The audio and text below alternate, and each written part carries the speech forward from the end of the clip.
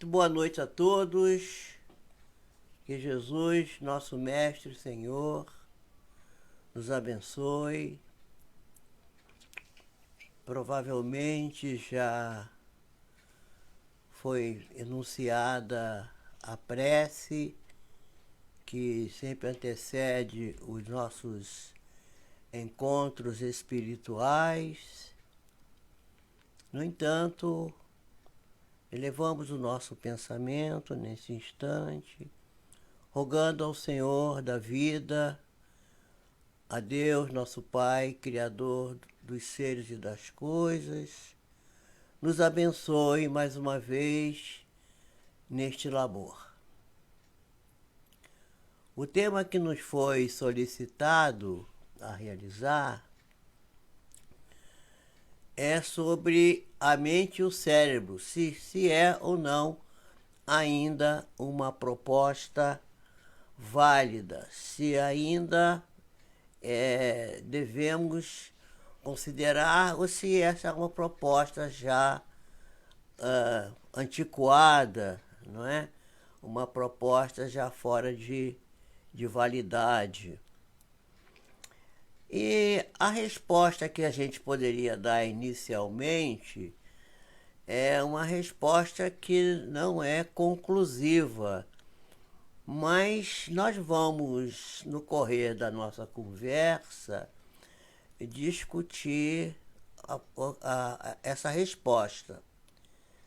E a gente poderia justificar esse tema devido à necessidade que temos de realizar uma nova, uma mudança de paradigma na condição de entendimento dessa dualidade mente e cérebro, que na realidade não são duas coisas separadas, porque uma é a mesma coisa, porque o cérebro faz parte do corpo e a mente, como nós vamos ver adiante, mas não sabemos bem o que é, mas muitos têm atribuído a ela a mesma definição de ser o ser espiritual. A mente seria o próprio ser espiritual, o espírito.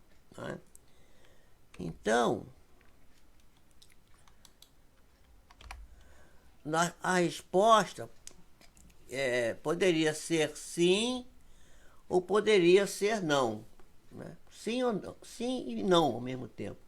É uma resposta que seria, de certo ponto, dúbia, não é? Uma resposta dúbia. Então nós vamos tentar explicar por que pode ser sim, pode ser não. Pode ser sim se a gente pensar na ideia de que a ciência oficial tem um viés reducionista, né? Ainda está tateando na descrença para poder entender que seja realmente a realidade do espírito. Às vezes nem aceitando isso, né? Mas não a ideia do espírito como a gente vê, por exemplo, em alguns autores, como há um filósofo contemporâneo muito respeitado, né? O filósofo Comte Sponville, que publicou um livro que é a espiritualidade do materialismo. Quer dizer, dizendo que o materialista também tem espiritualismo. E tem, realmente. Mas eles não creem, os materialistas não creem no espírito, né, que seja independente ao corpo e capaz de sobreviver quando este morre. Quer dizer, a degenerescência do corpo não mata o espírito continua sobrevivente. Portanto, é independente e sobrevivente ao corpo. Essa ideia eles não têm. Então, poderia ser sim. A ideia estaria obsoleta, porque eles não aceitam mais isso, acham que isso está superado e tal, e que não tem que se pensar nisso. Eles nem sequer admitem a pesquisa acadêmica do assunto como tese ou como proposta de trabalho.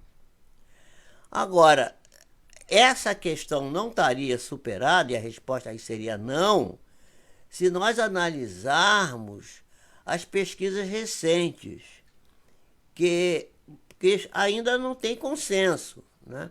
Mas que são o resultado de diversos estudos de pesquisadores que vêm avançando e já admitem o ser espiritual e consideram as suas diversas manifestações. A manifestação do ser do corpo, a manifestação do ser perispiritual, que é chamado de MOB, né? O modelo organizador biológico, ou MOF, o modelo organizador da forma, que existe em outros seres além do homem, né? Já existe gente fazendo pesquisa e estudo dessa forma. Então, nesse caso, seria não estaria superado. Não seria obsoleta essa ideia. Muito bem. Mas a gente precisaria primeiro, antes de mais nada, compreender o que é o cérebro. O que é o cérebro, afinal? Bom, o cérebro é o conjunto de neurônios que está são uma multiplicidade muito grande de neurônios dentro da caixa craniana, né? E podemos dividir de maneira grosseira, bem superficial, esse cérebro em três partes. A primeira parte, que seria uma parte que está na parte mais baixa, né? A parte mais primitiva do cérebro, que nasceu desde os répteis, desde os animais mais simples, né? E que é constituída pelos núcleos da base. Essa parte do cérebro, aqui na figura, não sei se vai dar para mostrar aqui, se vocês vão ver aqui, estaria aqui na parte mais baixa dessa figura que eu estou tentando mostrar aqui. Eu não tenho um apontador aqui. Aqui é onde tem a medula, aqui a coluna vertebral, aqui estaria a medula, e o núcleo da base estaria aqui embaixo. A segunda parte é uma parte intermediária, que estaria aqui mais para cima um pouco. Eu vou mostrar daqui a pouco um outro desenho que dá para ver melhor. Que seria a parte relacionada com a emoção, o sistema límbico. E a parte terceira, que seria a mais periférica, onde estariam as células piramidais ou córtex cerebral. Então, isso aí é o que é o cérebro, a coisa física, né? E constituída de um número enorme de neurônios que eu coloquei aqui bem representado numa figura bem maior.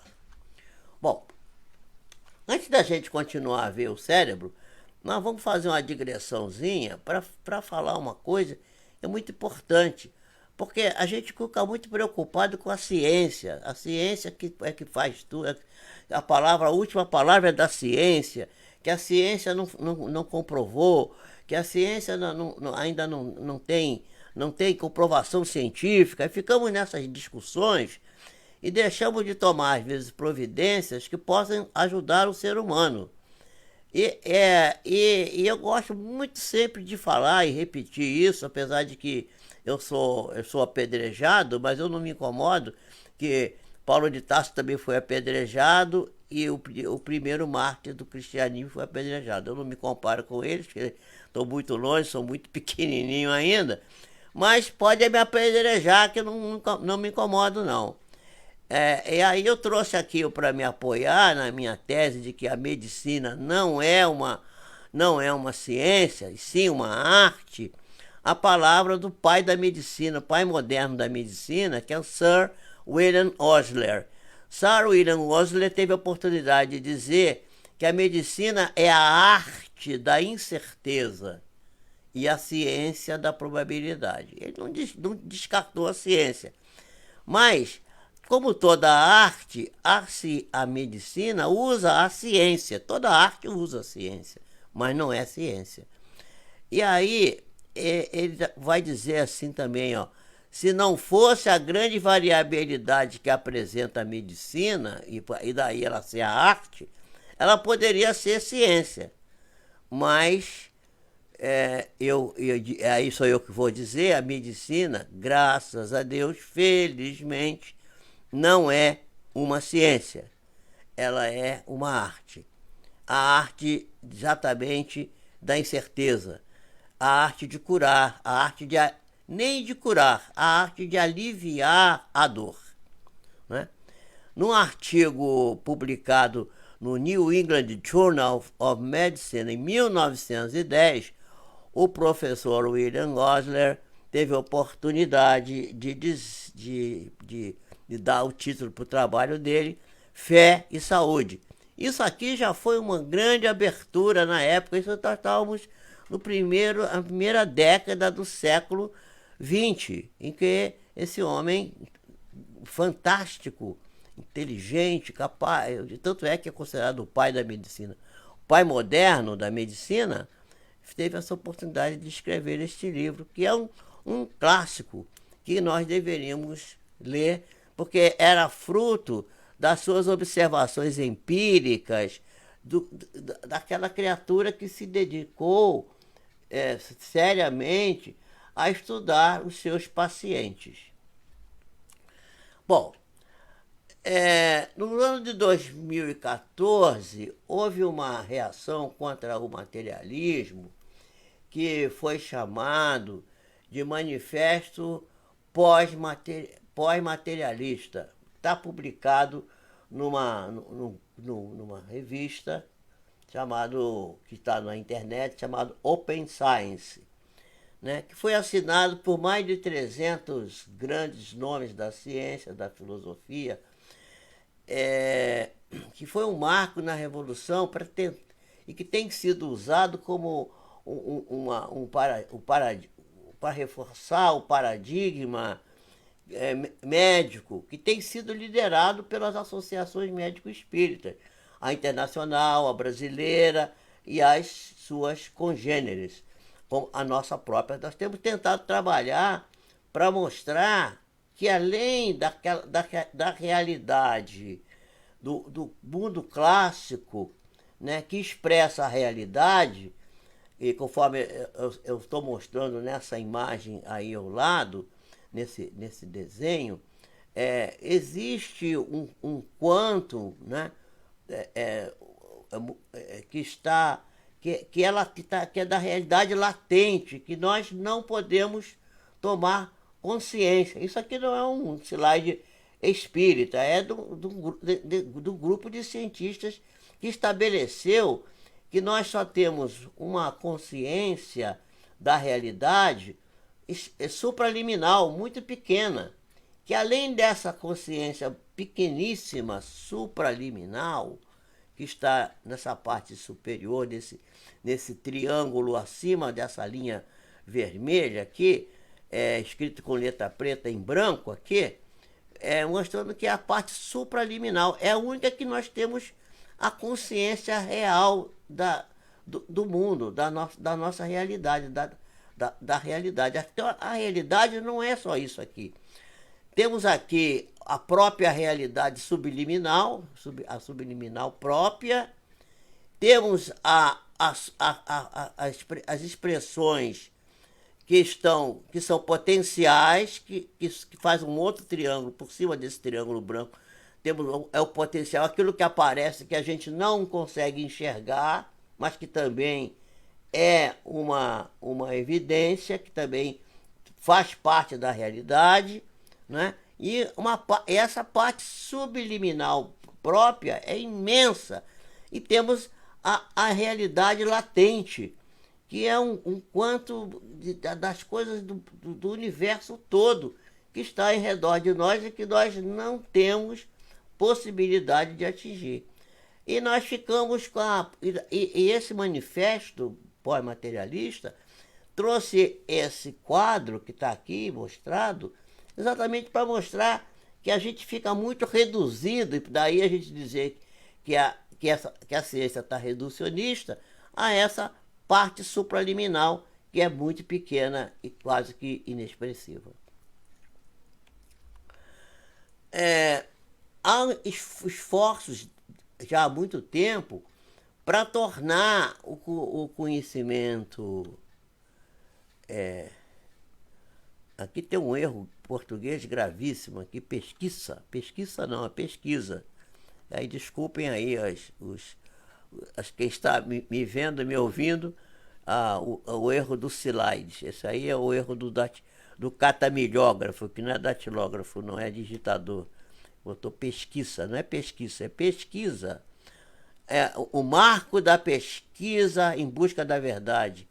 Quer dizer, esse livro, não é um livro, é uma revista, que é Journal of Religion and Health, que é uma revista que tem que estar sendo publicada desde 1962, tratando da ligação entre a espiritualidade e a religião, com um viés voltado para o bem-estar psicológico, examinando as próprias atualizações e o significado da vida e a capacidade do homem intervir no seu próprio crescimento.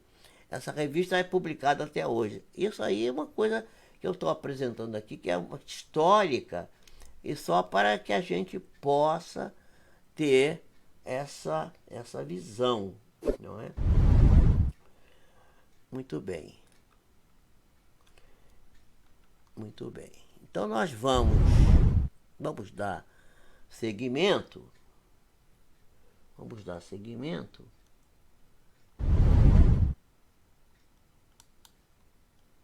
Vamos dar seguimento, trazendo agora para nós aqui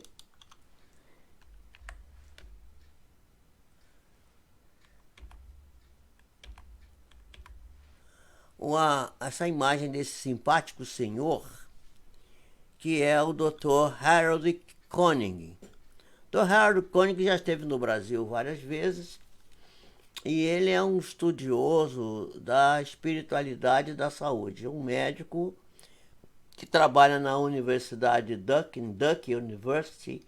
A Universidade Duke, eu gostaria de lembrar, é a escola, a universidade onde se iniciaram-se os estudos para a parapsicologia, né? Com o Dr. Bent Heine.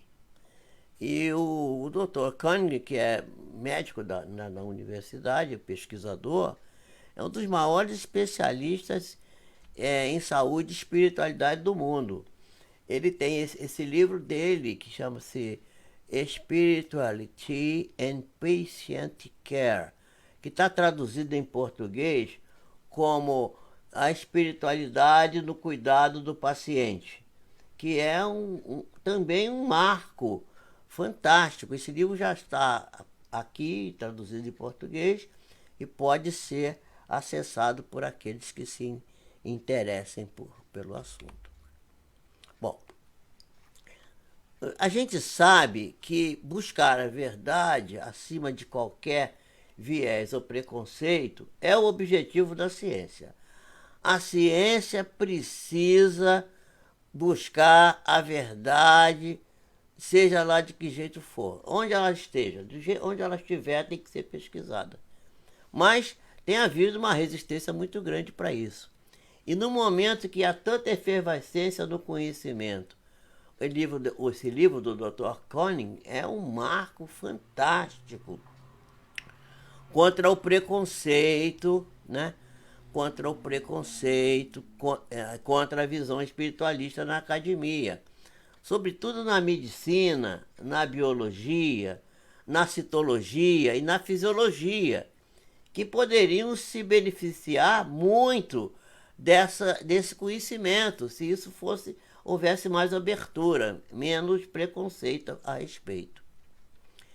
A física das partículas, no atual momento, tem revelado outro entendimento da espiritualidade. E não é à toa que está havendo uma grande onda atualmente, né, que vai arrastar aqueles que continuam resistindo a aceitar a realidade do espírito nas suas cogitações. Nós não temos dúvida disso. Bom, Voltando lá para o cérebro, né? O que é o cérebro? Nós já vimos as três partes: o núcleo da base, o sistema anímico e o córtex cerebral. Essas três partes foram chamadas pelo cientista Paul MacLean de cérebro triuno. Muita gente diz assim, mas é três cérebros. Não, o cérebro é um só. Mas ele dividiu o cérebro em três partes. Uma parte na parte baixa, né, que está no núcleo da base, uma parte na parte intermediária e outra na parte superior. Muito bem. Bom, aqui nessa outra tela, a gente pode talvez explicar um pouco melhor, em que aqui nós temos os núcleos da base aqui embaixo, que inclui o cerebelo, e que foi chamado de, aqui está escrito cérebro repitílico, não é repitílico, é reptiliano. É o cérebro mais primitivo, né? Que é essa parte ligada com o instinto e a vida vegetativa. Mas há uma outra parte que está aqui no meio, conforme eu falei, que era um cérebro triuno. A parte do meio, aqui em azul, aqui tem uma parte aqui em abóbora, e aqui amarelo, que é o corpo caloso. Essa região aqui é uma região que limita a parte, vamos dizer, intermediária do cérebro, que seria o sistema límbico, com a amígdala e outras regiões ali ligadas com a parte emocional, que é um circuito mais moderno do ponto de vista evolutivo do que aquele lado reptiliano mais baixo da vida vegetativa. A vida vegetativa é aquela que a gente não precisa pensar para respirar, nem para funcionar o intestino, ou para o rim filtrar os tóxicos, para o fígado trabalhar. Tudo no nosso corpo funciona automaticamente numa herança que nós herdamos das nossas vivências quando passamos pelo reino animal. Então isso aí é aquilo que trazemos ainda em nós hoje, quer dizer, a capacidade vegetativa. E também ali está ligado o instinto, não é? A capacidade instintiva, que é uma inteligência, que não erra, segundo os especialistas. Então, nós temos essa parte então inferior, que é o sistema chamado cérebro reptiliano, o do meio, que seria o sistema emocional, o sistema límbico, e mais acima, né, aqui na parte das circunvoluções, essas circunvoluções que estão aqui acima, nós teríamos aqui a zona da vontade, da razão, né, da coisa que nós poderíamos, dos trabalhos, das atividades conscientes da vida. Bom, essa divisão foi trazida em 1991 por um neurocientista chamado Dr. Paul MacLean, que criou essa ideia do cérebro triuno. Mas, porém, nós vamos ver depois, mais adiante, que essa visão do Paul MacLean já tinha sido superada muitos anos antes, em 1947, quando Calderaro, um assistente cujo nome está e cuja história está descrita no livro No Mundo Maior, eu acho que é no capítulo 2, vai lecionar a André Luiz e a Hilário sobre a casa mental, dizendo que o cérebro é como se fosse uma casa de 3 andares. Uma casa com um porão, conforme eu estou mostrando aqui, uma casa com uma parte, um segundo andar, que aqui foi chamado de área social, e um sótão na parte superior, um terceiro andar. Na parte inferior está o subconsciente, o passado, o automatismo e o hábito. Na parte mais superior, aqui no meio, que seria representado pela parte social da casa, está o consciente, o presente, o esforço e a vontade, a razão, aqui. Mas O Paul MacLean, que só foi falar disso muitos anos depois, em 91, isso aqui é de 47, né, com Chico Xavier, André Luiz, Chico Xavier, ele vai falar de uma parte mais expressiva, aqui em amarelo, aqui bem na frente, na fronte aqui, que é o superconsciente, que representa o ideal da criatura, a meta, que representa o futuro e as aspirações espirituais que estão contidas ali. Ali estão contidas as aspirações espirituais, para onde caminhamos. E é importante considerar que a intuição, que é a mediunidade do futuro, se encontra localizada nessa parte dessa casa mental. Eu quero dizer para vocês que essa ideia da casa mental não é nem de 1947. Já na Bíblia mosaica nós vamos encontrar a Arca de Noé, com 3 andares. A arca tinha 3 andares. O andar inferior estavam os animais, quer dizer, representando o quê? O instinto. Na parte superior moravam as pessoas, ali elas habitavam. O Noé, com as pessoas que ele escolheu para entrar na arca para fugir do dilúvio, as pessoas da família dele estavam todos ali. E no 3º andar era o tabernáculo, onde eles se reuniam para orar, para se remeter às condições futuras, de pedir a Deus, de orar, de fazer a parte espiritual. Os trabalhos espirituais estavam condicionados na parte de cima. E tinha lá uma portinha, que era na parte de cima, por onde saiu a pomba para saber se a água já tinha secado. Por ali ela foi, não deu muito certo, voltou. Depois ela voltou, saiu de novo e aí achou que já estava seco, avisou que já podia, trouxe um galho de árvore verde, aí mostrando que já estava boa a situação, que eles já podiam sair. Que representa a glândula pineal, com a qual nos comunicamos como fosse um telefone celular com a espiritualidade. Isso é bíblico, gente, está lá atrás. Então, não foi o Paul MacLean que inventou isso, não. A ciência está até atrasada, porque Chico Xavier, em 47, já falou disso, mas Noé já tinha também falado disso muito lá atrás. É preciso que a gente preste atenção. A ciência não resolve a nossa vida. Eu respeito muito a ciência, eu sou médico, eu acho que a ciência é importante, a gente tem que... Ontem mesmo atendi uma pessoa e discuti essa parte científica, dizendo que eu queria que ela trocasse o antibiótico, porque o antibiótico que ela estava usando não ia funcionar. Enfim, eu tenho a minha consciência de ciência, embora eu não seja um cientista. Eu sou um cientista, vamos dizer assim, usual, que usa a ciência. Eu não faço ciência, eu me utilizo da ciência. A medicina se utiliza da ciência, mas eu procuro exercer a medicina com arte, com a minha experiência, com a vivência, com a experiência e a vivência dos mais antigos, dos meus colegas mais sagazes e experientes, para poder dar ao paciente, que é o objetivo principal da nossa ação, a melhor qualidade de vida. Muito bem. Então, tá aí a ideia da casa mental. Tudo isso aí está ligado com o cérebro.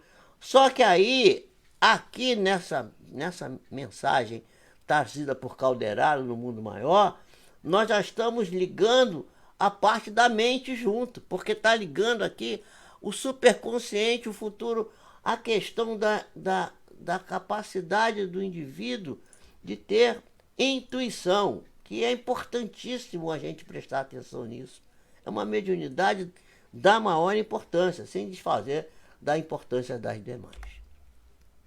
Bom, já vimos o que é o cérebro, já vimos uma parte da mente, mas vamos tentar saber do ponto de vista científico o que é a mente. A gente não sabe, o que é a mente. A mente, do ponto de vista científico, não sabemos. E é engraçado que a pessoa que melhor falou sobre a mente e o cérebro, foi uma pessoa que foi um grande adversário do espiritismo, que foi Machado de Assis. Ele vai dizer no livro Memórias Póstumas de Brás Cubas que a mente se debruça sobre o trapézio do cérebro. Ora, quer dizer, a mente é uma coisa fora do cérebro. Então, não é uma coisa do corpo físico, não é uma coisa de dentro do corpo, está de fora, ela vem se debruçar sobre o trapézio do cérebro. Ele vai dizer isso, né? E vai dizer outra coisa interessante também, que não tem muito a ver com isso aqui, mas dizer que ele era um escritor defunto. Quer dizer, se ele falava isso, ele estava falando de quê? De psicografia, né? Também é interessante isso. Então não há consenso do que seria a mente, nem entre os espiritualistas. A gente não sabe. A gente vê várias. A Joana de Ângeles fala, né? O Emmanuel fala. Há uma definição que nós vamos falar daqui a pouco espírita aqui, que da obra do André Luiz, que dá uma melhor ideia disso aí. É Druso que vai falar isso, mas eu vou falar mais um pouquinho para frente. Então, se a gente não é em nós espiritualistas sabemos bem o que é a mente, imagina no meio acadêmico, não sabe o que é a mente. Então a gente fica falando de coisas que a gente não sabe nem direito o que é.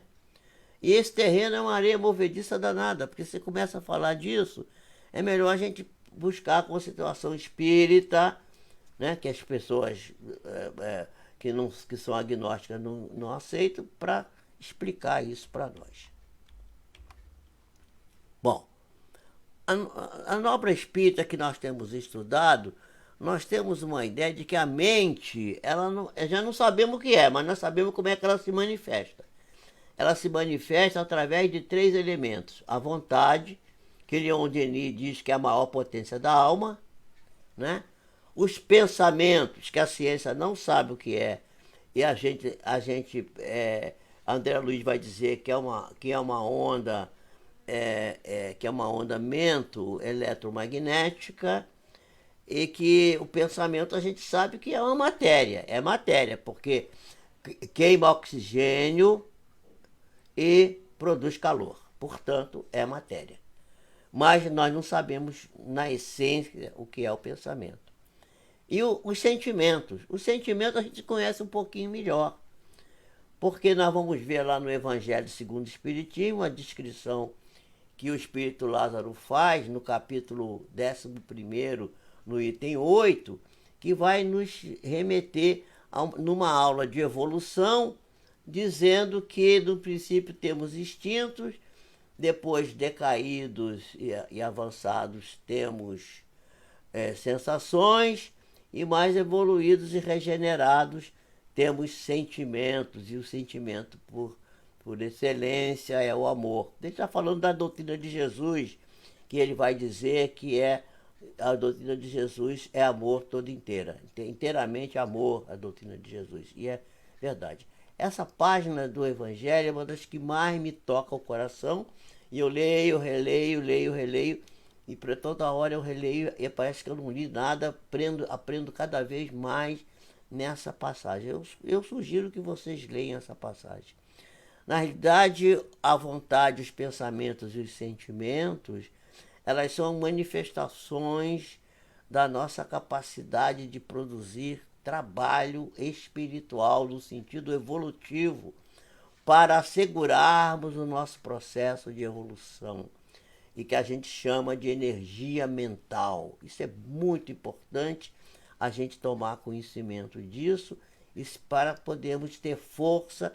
E a gente sabe que as doenças psiquiátricas que estão em voga na atualidade são doenças da vontade, a pessoa fica desanimada, com depressão, com síndrome do pânico. Pode ter pensamentos mal resolvidos, distúrbios dos pensamentos, pode desenvolver um quadro esquizofrênico e são desvio do pensamento, né? Dizem que o psicótico é um sujeito que constrói a casa nas nuvens, né? E que na realidade ele pensa que vai morar lá e que quem cobra o aluguel dele é o psiquiatra, né? O aluguel da casa que ele construiu nas nuvens. Né? Então o sentimento, a gente sabe que o sentimento é a evolução do instinto, lá pela lição do Lázaro. Os pensamentos, André Luiz nos fala dele. A vontade, Leon Denis nos fala, dizendo que é a potência da alma. Então, esses três elementos é a energia mental. Isso a gente já está mais ou menos conseguindo ter uma ideia a respeito. Bom, mas e a mente? E a mente, afinal, o que é a mente? Não sabemos a mente, não sabemos. Mas sabemos que é uma estrutura que compõe o corpo espiritual, no qual nós chamamos de corpo mental. Aí já começa a ficar mais claro. Tem uma parte do perispírito, do conjunto espírito-perispírito, que se chama corpo mental. E que a mente habita nesse corpo mental. Mas o que ela é mesmo, na essência, nós não sabemos.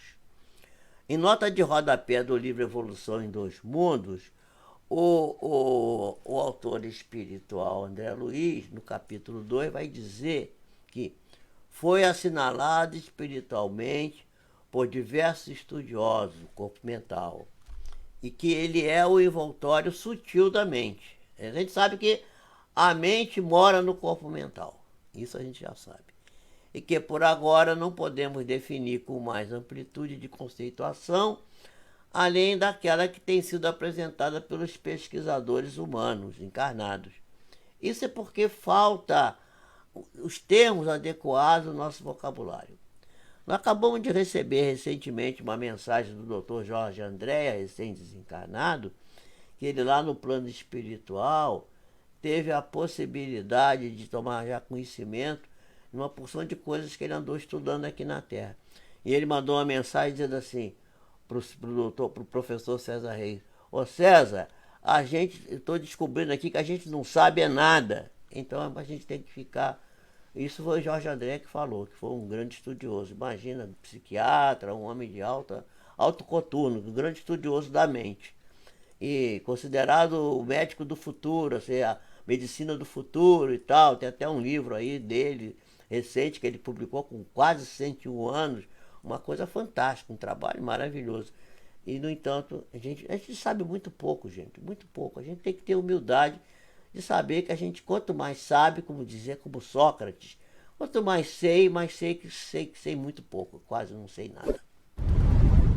Então, existe curiosidade, a gente precisa satisfazer a curiosidade. Quem é professor, quem é médico, quem trabalha com aluno, tem que, se conhece um pouco de espiritualidade, tem que transmitir para eles. Né? E meus alunos médicos sempre demonstravam o maior interesse quando se tocava nesse assunto, no contexto do atendimento dos pacientes. E sempre me crivavam de perguntas que eu sempre me fartei de responder, eu tinha o maior prazer de responder. E as conversas às vezes se prolongavam, iam além do horário, porque todos tinham interesse e havia proveito para todos nós. Era muito interessante. Há muitas evidências dessa relação corpo e mente. A manifestação espiritual se faz frequentemente em todos os setores. Agora mesmo eu estava conversando com umas adolescentes aqui na minha casa. Hoje é aniversário de minha mulher e é aniversário de casamento nosso, quase 25 anos de convivência. E as meninas estavam conversando sobre manifestações espíritas. Tinha uma menina aqui que ela falou assim: eu estava com muita dor de garganta, tinha tomado 1000 antibióticos, fui lá na minha avó, que ela me deu um passe, e aí foi que eu melhorei, ela disse que eu estava com encosto. Coisas, né? Observação da vovó. As pessoas estão vendo isso, não acreditam, o que a gente pode fazer sobre isso? Fazer nada. Então, as evidências são muitas, mas nós não vamos ter tempo de discutir essa particularidade aqui agora. O tempo não dá, a gente já está encerrando nossa participação. Bom, qual é a participação acadêmica? Vários centros, em Toronto, em Berkeley, em outros centros importantes, Carolina do Norte, na Califórnia, na própria Universidade de Duke, que é a casa do Dr. Koenig, tem muitos trabalhos, são 300 mil trabalhos por ano publicados sobre doença, saúde e espiritualidade, né? E já há trabalhos que demonstram, por exemplo, que o efeito de uma vacina para meningococo, a vacina meningocócica, que causa proteção à pessoa que a toma, tem um efeito similar aos estados de equilíbrio espiritual, quando se dosa, por exemplo, um anticorpo chamado interleucina 6, que é um pró-inflamatório, que foi agora na Covid-19, apareceu grande evidência, porque era ele que produzia os quadros inflamatórios graves que levou muita gente a ser entubada e até ao óbito, né? Então, a gente vai ver que em 2006, já em 2006, o British Medical Journal of Medicine, 332, está aqui a referência para quem quiser, pode copiar aí, né? Da página 445 a 450, mostrava que havia um efeito similar dessa